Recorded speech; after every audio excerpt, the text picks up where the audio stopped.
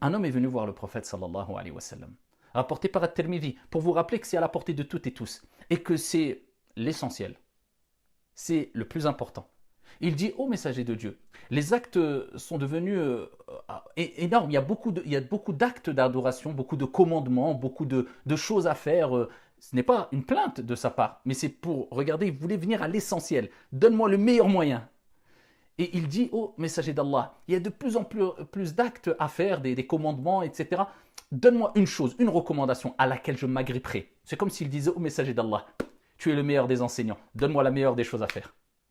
Le prophète alayhi salatu wassalam lui dit, tout simplement, regardez la religion, comment elle est facile, elle est simple. Le principal, c'est d'être sincère et d'évoquer, invoquer, se rapprocher de Dieu avec un cœur sincère, pur, concentré, avec humilité. Il lui dit que ta langue ne cesse d'être humide par l'évocation de Dieu.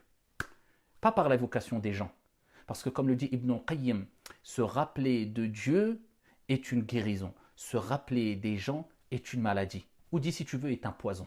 Non, par l'évocation de ton Seigneur, tabaraka wa ta'ala. Les gens parlent des gens, eh bien prends la fuite. Et dis subhanallah, astaghfirullah, la ilaha illallah, Allahu akbar. Et plus tu ne cesses d'évoquer ton Seigneur, et plus ton Seigneur ne cessera de t'évoquer en bien et de te préserver, et tu ne cesseras de te rapprocher de ton Seigneur, tabaraka wa ta'ala. Mais par contre, Allah subhanahu wa ta'ala nous dit وَالذَّاكِرِينَ اللَّهَ كَثِيرًا وَالذَّاكِرَاتِ أَعَدَّ اللَّهُ لَهُمْ مَغْفِرَةً وَأَجْرًا عَظِيمًا اللهم اجعلنا منهم.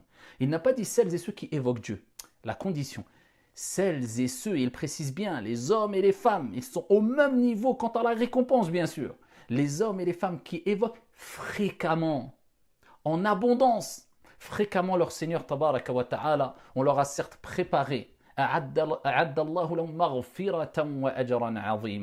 leur a préparé un pardon et une énorme récompense, c'est-à-dire Al-Jannah. Donc la sérénité descend par le rappel de Dieu. Al-Dhikr, multiplier le rappel de Dieu dans n'importe quelle situation, en marchant, en conduisant, quand tu n'as rien à faire, quand tu... Subhanallah, Alhamdulillah, La ilaha illallah, Allahu Akbar. Et le meilleur des dhikr, c'est la lecture avec méditation du Coran.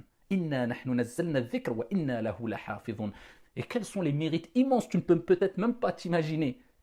Et beaucoup sont négligents quant au dhikr, ce qui est une des plus grandes ibadah, un des plus grands actes d'adoration, car c'est le moyen de purifier son intérieur et on ne pourra améliorer son aspect extérieur, son comportement, ses faits, ses gestes, tant qu'on n'a pas purifié son intérieur. C'est pour cela que le prophète a rappelé que c'est un des plus grands actes d'adoration.